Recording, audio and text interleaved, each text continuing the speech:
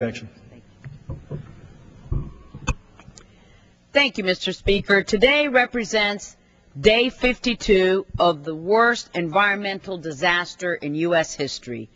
And on this 52nd day, BP is no closer to finding a solution. As families and small businesses in the Florida Keys and across the Gulf Coast continue to suffer, BP has failed to come through on an effective strategy for plugging the gushing rig and for picking up the oil. My office has been flooded with calls from constituents eager to offer their assistance in the cleanup effort. Commercial fishermen, charter boat captains stand ready to lay boom and skim oil before it reaches the shore. Community organizations like United Way and the Florida Keys Environment Coalition have gathered volunteers ready to patrol the shoreline searching for tar balls.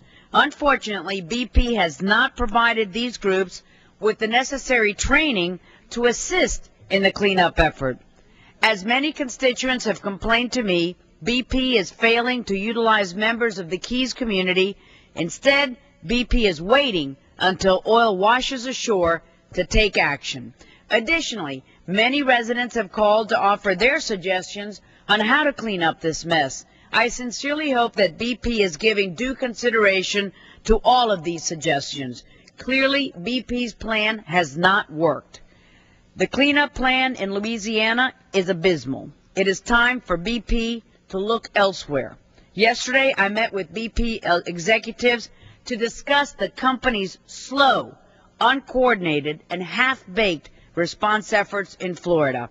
At this meeting, I relayed the frustrations of many South Florida small business owners who are going through the BP claims process. These individuals are required to go through a long, complicated, and belittling process in order to receive the compensation that they deserve, because for their economic loss, they had a downturn in business as a result of the premature panic from the BP oil spill. Let me be clear.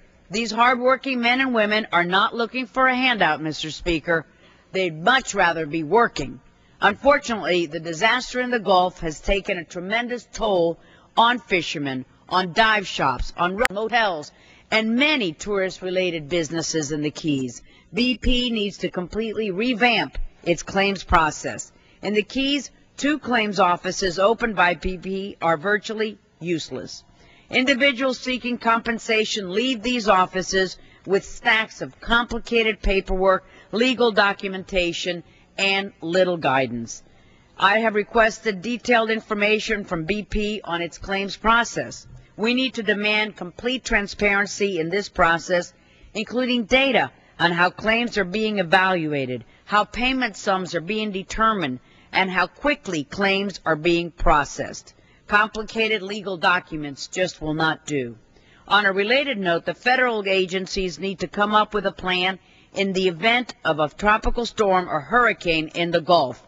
Hurricane season has just started. Experts at the National Hurricane Center predict that the 2010 hurricane season could be one of the most active on record. Forecasters are predicting anywhere between 14 to 23 named storms this season. Of course, it only takes one. Just ask the Florida residents who suffered through Hurricane Andrew, or just ask those residents in New Orleans who are still recovering from Hurricane Katrina. In addition to a predicted active storm season, our communities are now saddled with the uncertainty of an oil spill. The ruptured oil rig is located right in the middle of Hurricane Alley. Scientists have suggested that the sheer strength of a hurricane could turn the oil slick into a devastating black surf. I shudder to think of the long-term economic devastation and environmental damage caused by this toxic combination.